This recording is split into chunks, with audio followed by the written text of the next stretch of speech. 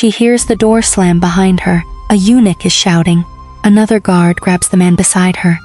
He isn't supposed to be here, not in this corridor, not near these rooms, and definitely not alone with one of the Sultan's women.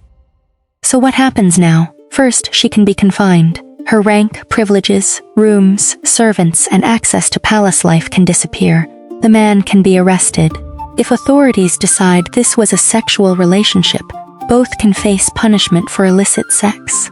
And if the scandal becomes political, if the Sultan sees it as betrayal or a violation of his household, the danger can jump from humiliation and removal to imprisonment, corporal punishment, or even death. Yeah, getting caught was not the beginning of an awkward conversation. It was the moment your life stopped belonging to you. The Imperial Harem was not a giant sex party with silk curtains. It was the protected inner household of the Ottoman Dynasty. The Sultan's mother lived there. His children lived there. Female servants, slaves, attendants, and concubines lived there. Access was controlled, and eunuchs guarded the boundaries between the women's quarters and the male world outside. That mattered because a concubine was not simply a girlfriend. Many imperial concubines began as enslaved women. Their lives were organized by palace hierarchy, training, service, and the possibility, only for a few, of attracting the Sultan's attention and rising in status. A favored consort could gain money, servants, influence, and, if she bore a prince, enormous political importance. Now imagine risking all of that for a forbidden man. Or worse, imagine being accused of it by somebody who wanted you gone. Because inside a palace, sex was never just sex. It was succession. If a woman slept with the Sultan and later became pregnant, the identity of the father mattered to the dynasty. A prince could eventually inherit an empire, so an unauthorized lover created the kind of nightmare rulers hated: doubt. Whose child is this? Who let that man inside? Who helped them meet? Who kept quiet?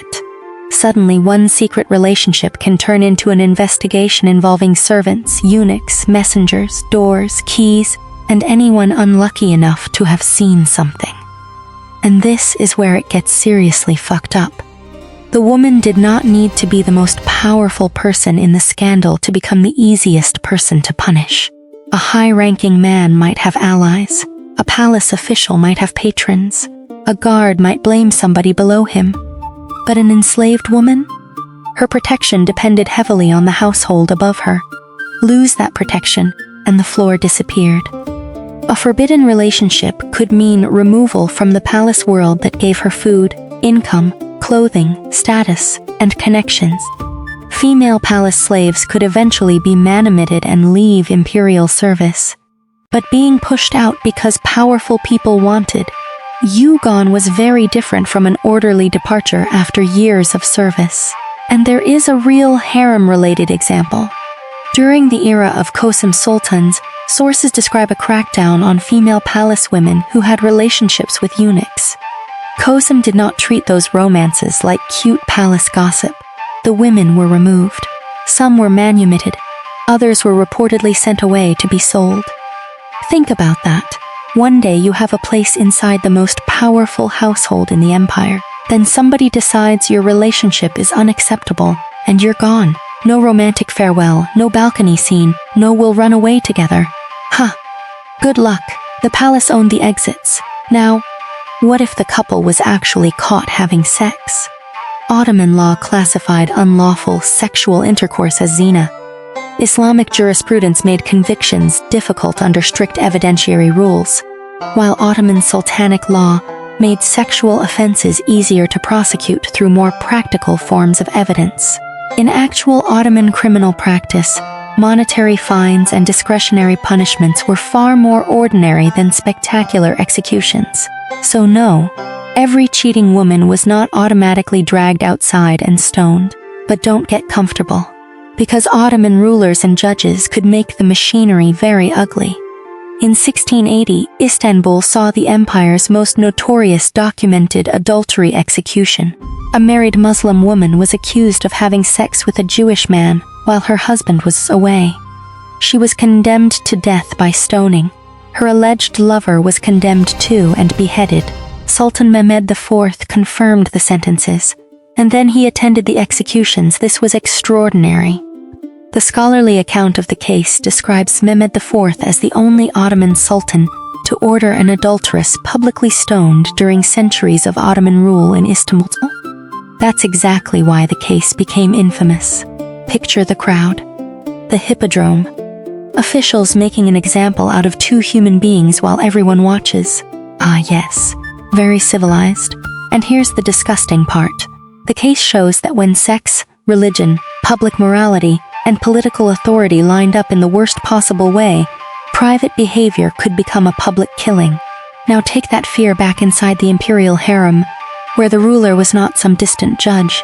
He was the master of the household, the man who controlled rank, money, access, protection, and sometimes life itself.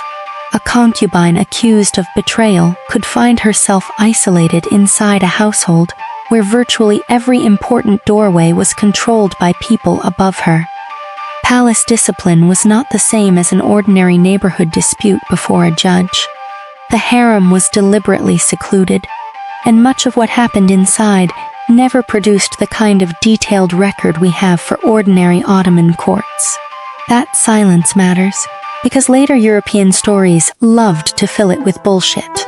You've probably heard the famous image, an unfaithful concubine sewn into a sack, weighted with stones and dumped into the Bosphorus. Great story, very cinematic. Also not something we can honestly call the standard documented punishment for cheating women in the Ottoman Imperial Harem. There is no reliable rule saying, concubine sleeps with another man, therefore sack, stones, splash. The real system was less neat and honestly, more disturbing, because there was no single automatic outcome. Your fate could depend on who you were, who the man was, who hated you, who protected you, whether pregnancy was involved, whether the Sultan cared, and whether powerful people wanted discipline or revenge. That uncertainty is terrifying. Imagine sitting behind a locked door and trying to guess which version of justice is coming. Maybe they strip your position. Maybe they send you away. Maybe they separate you permanently from the man. Maybe they imprison him. Maybe somebody decides this needs to become an example. Footsteps stop outside. Keys turn. The door opens. And the worst part? You may not even know who accused you. Palace politics ran on information. Servants heard things. Eunuchs carried messages. Women competed for influence. Mothers protected sons. Favorites rose. Favorites fell. One whisper could remove a rival. And sex was the perfect weapon because it attacked a woman's loyalty, reputation, and place inside the dynasty all at once. The hypocrisy, of course, is almost impressive. The Sultan could have multiple concubines. A concubine was expected to remain sexually exclusive to the relationship recognized by her master. He could change favorites. She could not simply decide, you know what, I prefer Mehmet from accounting. Apparently that was where everyone discovered morality, Jesus, and status changed everything. A powerful favorite with the Sultan's affection had leverage. A low-ranking slave girl had almost none. A valued Sultan, the ruler's mother, could influence palace life at the highest level. A servant accused by the wrong person might have nobody willing to speak for her. Same walls. Very different chances of surviving the scandal. So what happened when a sultan's concubine was caught with another man? There was no universal execution ritual, but she was in deep trouble immediately. She could be confined, disgraced, stripped of privilege, separated from the man, or removed from the harem. Harem-related records show that women involved in forbidden relationships could be manumitted or even sold away. The man could be arrested and punished for illicit sex, while unauthorized access to the secluded royal household made the scandal far more dangerous. And in the most extreme Ottoman sexual crime cases, death was possible, but it was not the automatic punishment later legends pretend it was. And maybe that's the darkest part. The palace didn't need a written rule saying every woman would die. It only needed locked doors, guards, absolute hierarchy, and enough uncertainty that every woman understood what losing protection could mean. A forbidden lover might last one night, The sound of the key turning afterward could decide the rest of her life.